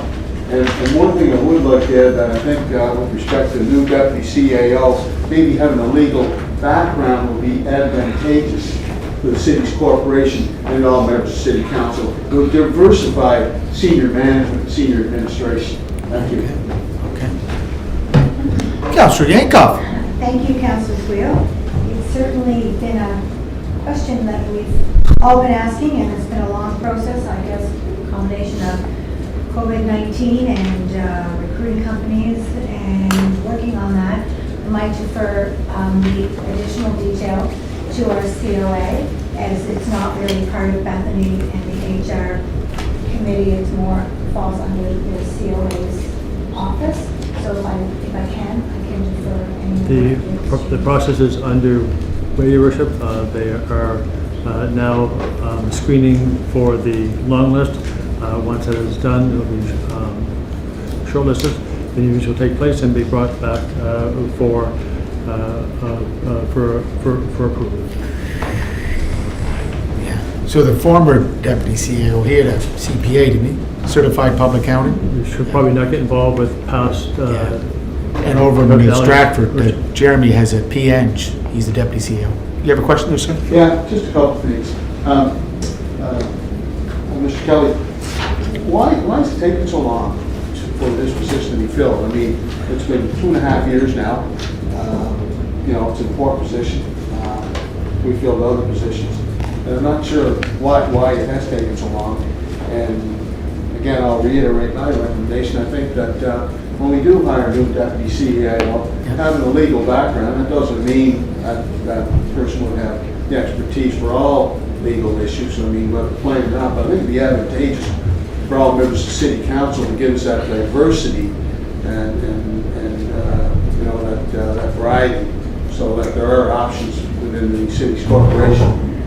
So. And again, the chair spoke of the issues. We are now underway. We will complete the process in due course, and we'll move it forward.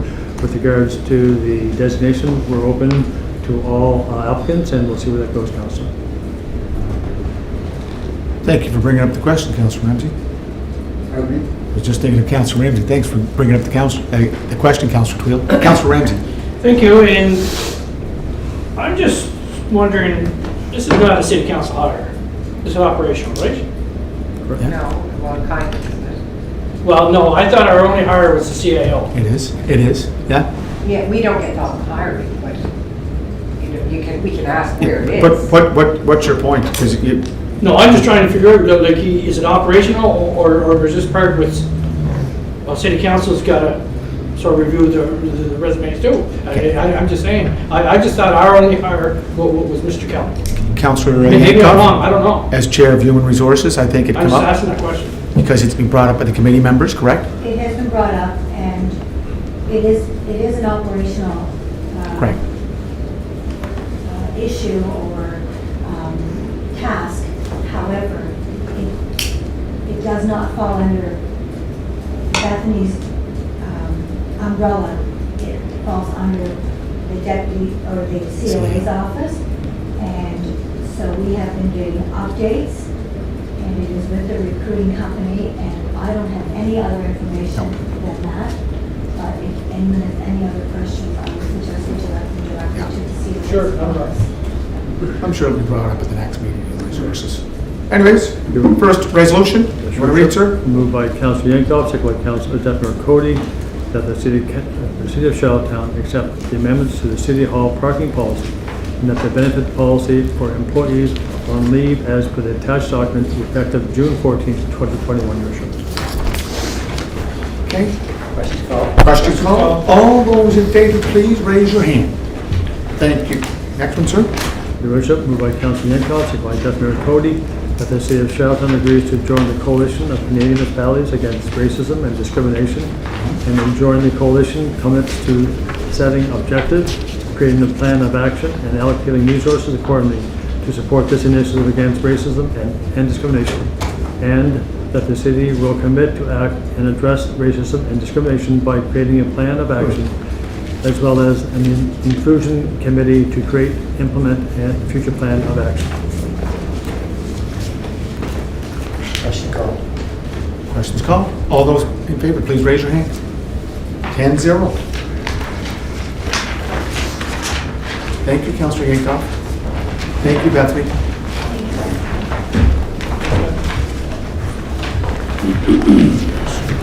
Here, last night, Greg. That's for last.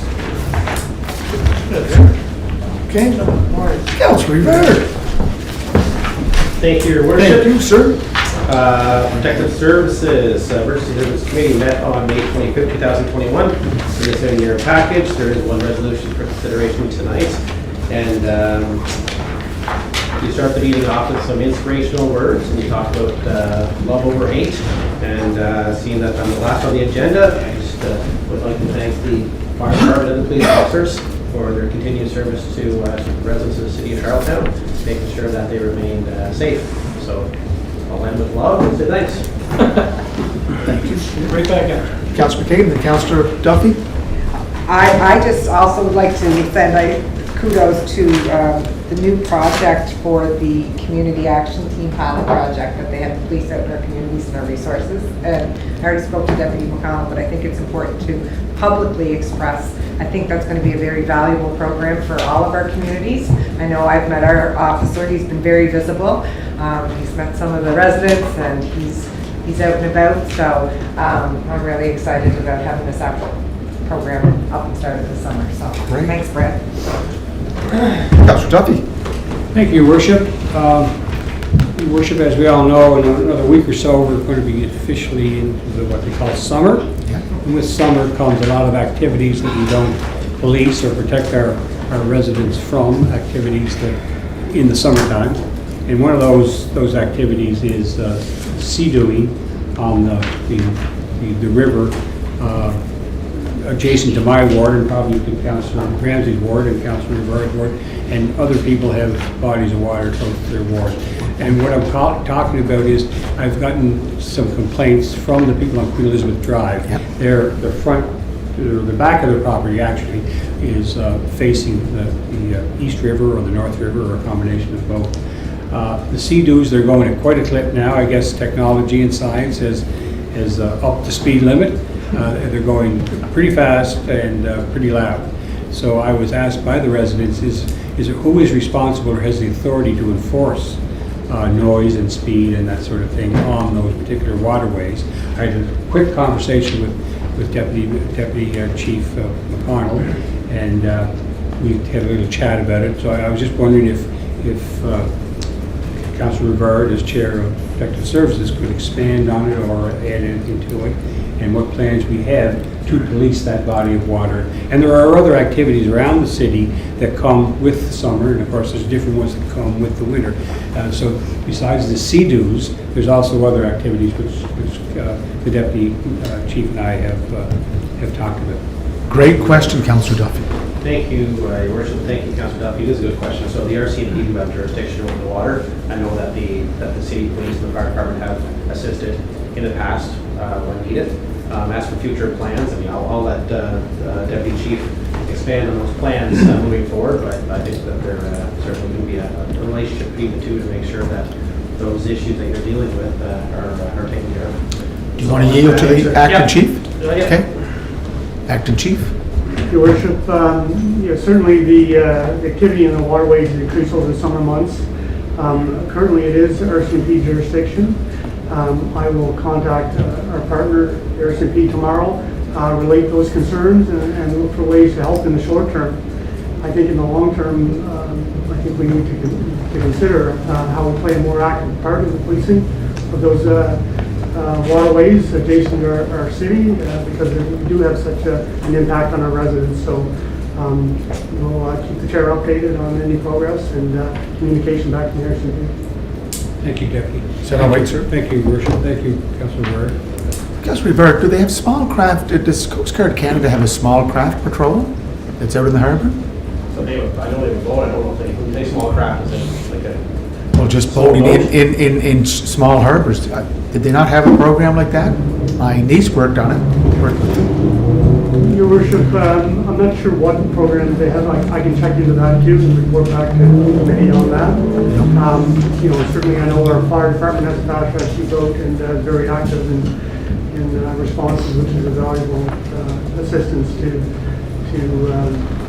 other emergency services when required. So it certainly is something that we should keep top of mind, because there is a need for increased enforcement. Councillor Rivard, do you have a question for A comment?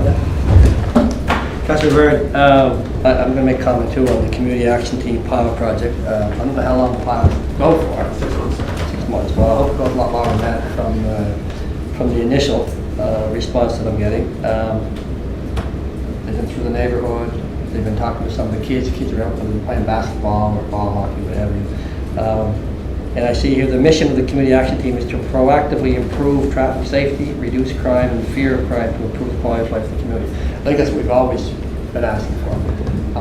This is probably the best start to something that I've ever seen. Hopefully it continues to go off the way it is. It's great to see this is what we've all been asking for, to see police presence in our community. Great to see them reaching out to especially the young kids. So that they don't have to fear the police. They need help. They're not fearful to call the police or help. So kudos to you and your staff. Thank you very much. Councillor Rivard, do you want to respond? Yes, thank you, Councillor Rivard. Thank you so much for the comments. And I echo those as well, because I'm getting a lot of positive statements and comments from my residents. And a huge thanks to Deputy Chief. I mean, this is, when he brought this forward, this was an amazing plan, and now seeing it unfold and seeing the positive reaction from the residents, you're right, it's something that we're hoping to see continue on for much longer than 6 months. Yep. Great police force, great fire department, great city. All great. Councillor Twill? Thank you, Councillor Rivard, for your report. I want to bring up the presentation that was made by the firefighters at the Legislative Committee. Very heartfelt presentation. I'm not sure if that presentation was made to your committee. I brought it up at a recent council meeting. Councillor Twill, could I just say one thing, and I think the chief may agree? Yeah. That's a personnel matter, and it's between employer and employee, correct, chief? And it's part of negotiations. I think we have to walk carefully, Mr. Forbes, too. You know. I don't know the nature of the discussion.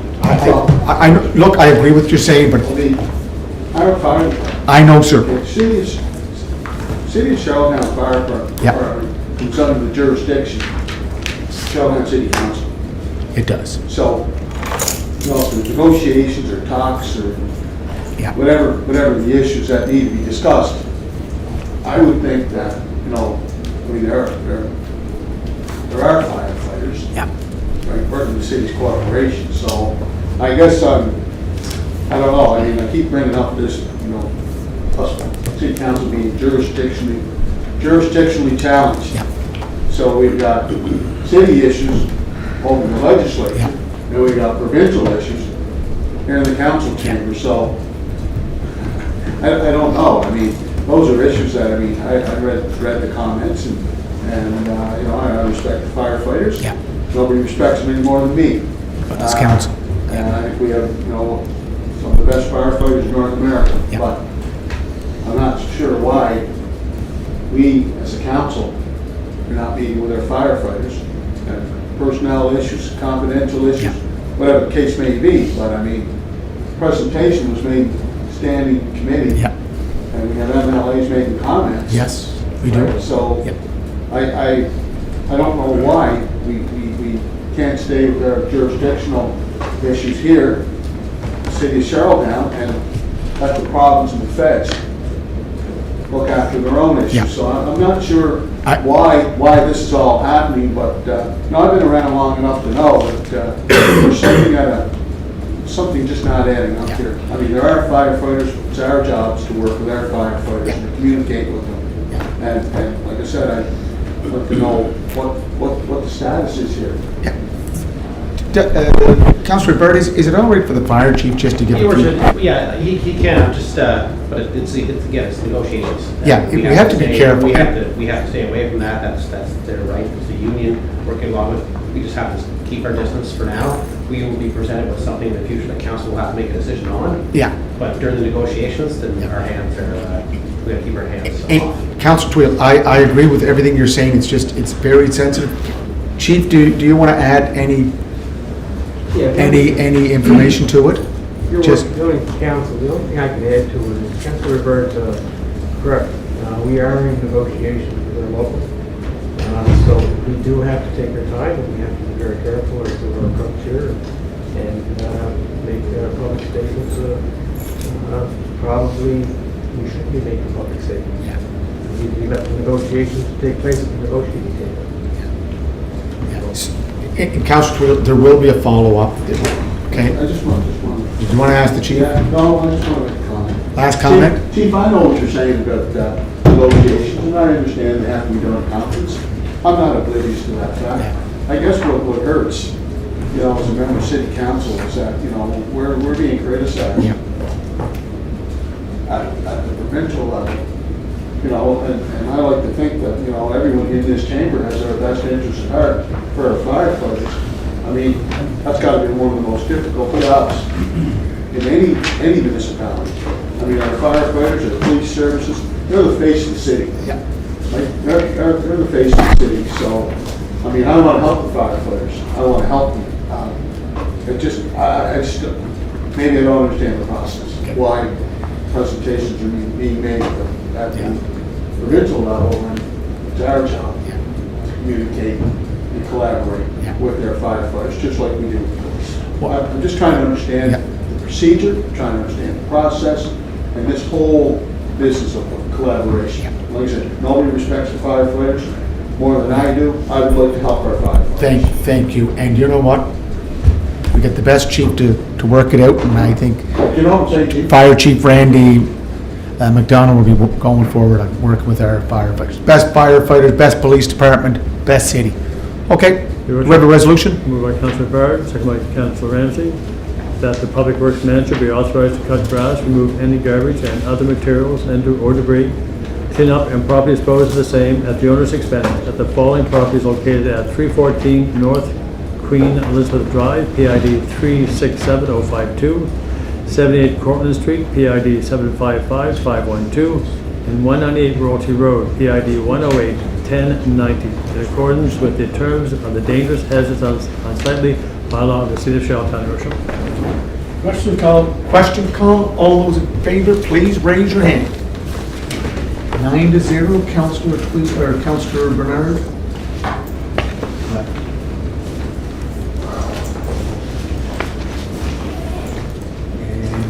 Is that it, sir?